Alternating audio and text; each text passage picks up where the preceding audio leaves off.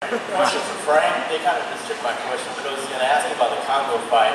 How do you see that going? And then after the Congo fight, I'm pulling for you, so hopefully you win. The question with the Nogueira fight, there was a little controversy that he wasn't all there.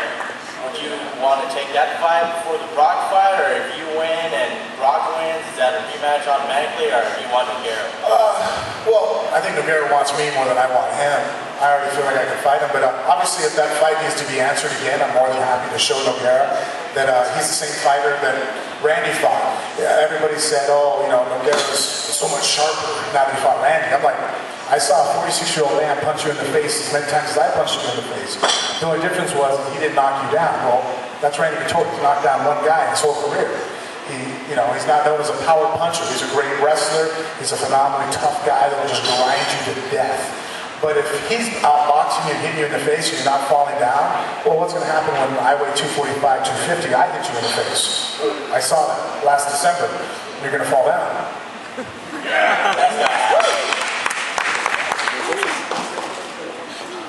Any more questions, anybody? Closing up? Add anything in? Yeah, I figured out. Or for you, Frank, would you ever consider dropping down to 205? This size makes a difference now. It does help. Honestly, if I thought, because I'm sometimes, like for the Brock fight, I weighed about 245. It's pretty lean at 245. That's 40 pounds of, I don't know how I could do it. I mean, maybe if someone really showed me how to cut weight, I guess the right way, but I don't see it happening. I got decently, now, I wish I could. It'd be nice to be the big guy in the weight class, but I think I'm just going to have to stick with getting as big as I can be for a heavyweight.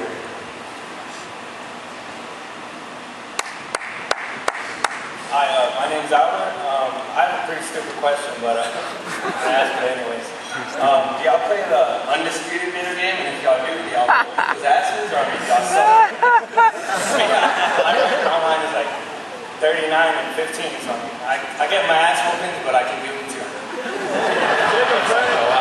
I've never played it. I have the game, and Joe Rogan actually gives me a shout out on the game. But if you if you get Ryan Bader, but my little brother plays it, and I'll be like telling him what to do. I'm like, dude, you gotta use this combination. Throw that low kick in with the right hand. Like, I get into it. I try and tell my little brother what to do, but I can't play it. I suck.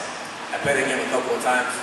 I had to come out of my house, and my cousin's like 5 years old. He whooped my ass a couple of times. I'll play guys in the heavyweight, and they'll be Lesnar. They gas themselves out, and I'll just real quick slap on a fucking any submission with the ball. Play a stream game. I'll beat you. Here's the war. Hey, come on, bring it. Wait. Don't say Gears of War. The Gears of War massacre yourself. Alright, man, thanks. Well, this is for you. What's your game plan for Congo?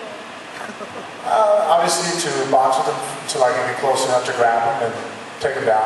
I think the Cain Velasquez fight showed that his takedown defense and his grappling, I mean, he wrestled around with Heath Herring and a couple other guys that aren't very good at grappling, and he had a hard time with him. So I think I'm a little bit better of a grappler with those individuals.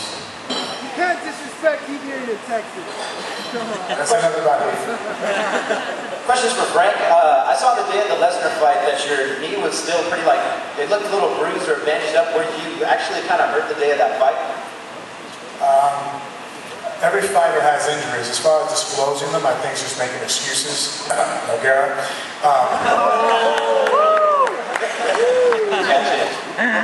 No fighter. There's probably not one fighter that slipped on the scale tonight that's 100%. No bumps, no bruises, no injuries. Just you don't go through. Your training camp isn't right or wasn't done right. If you walk into the fight feeling perfect, just you didn't train hard enough, and that's just the way it is. Like Miguel said. You train her, you fight her. We don't make excuses. You would never know that he had an injury going into the fight. We don't disclose it. We just fight. And you don't talk about it if you do. Yeah, You're definitely don't do that. Thank you. Any last ones, guys? A few more people making their way up? Ask questions all day, man. You guys are gonna Just hang out there. I know the cars are picking us up anytime soon. This is a question for Jamie.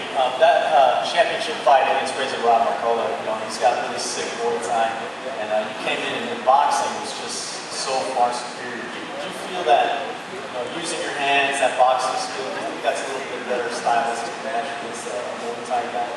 I think it's just with the way MMA is set up, you want to box a kickboxer and you want to kick a boxer.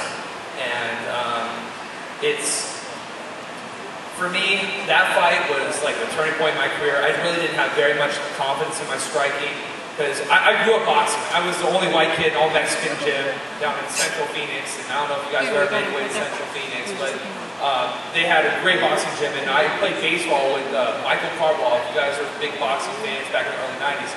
Michael Carbajal was a great like lightweight boxer, flyweight, featherweight, something like that. And so anyways, his nephew was on my baseball team, got me into boxing, started boxing at a young age, and it took all the way going to the Razor Rob fight for me really to get confidence in. Because I had a hard time taking him down. Had a really hard time. I would take him down, he'd pop right back up, take him down, pop right back up, and I was like, what the hell's going on here? I'm getting so tired. You know, why am I getting so tired? I mean, I trained up at Flagstaff at 7,500 feet elevation, and I was still getting tired. So I went back to my corner, my eyes were huge, and my corner just like, you know what, we just got to box him. And so I just let my hands go, and it was a hell of a lot easier than trying to take him down. And it gave me so much more confidence in my hands. And I think going into the fight with Donald Cerrone, or if I ever fight any kickboxer, I'm going to stick to me, what makes me me, and that's having good boxing and good wrestling. And yeah, I feel like whenever someone kicks me, I'm going to try and punch him in the face. If people try to box me, I feel I'm the better boxer, I'm going to get after it.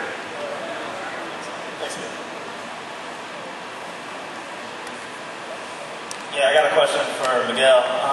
You said, well, I watch all your fights, you know, I hear the Frank Mir commentary, all that fun stuff. I was wondering if during your fight when you weighed 150, you said when you got in the cage, does that include when Frank Mir's on your nets? Or Yes! I'll see you. know I gotta give you a hard time. First of all, I don't hear the commentary. When Frank's talking, I don't hear the commentary. I don't see the fight till like 2 months after I get back from being home. I don't watch TV, so I don't hear the commentary. So I don't understand. What about you, Frank? I'm just saying, I've heard a lot of people say you have biased commentary. Well, I think that obviously I'll answer this more intelligently than you asked it.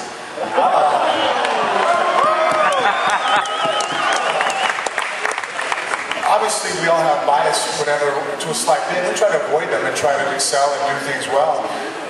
Have I made flaws before in my commentating? Absolutely. But at the end of the day is that you're listening to my commentating and I don't even know your name.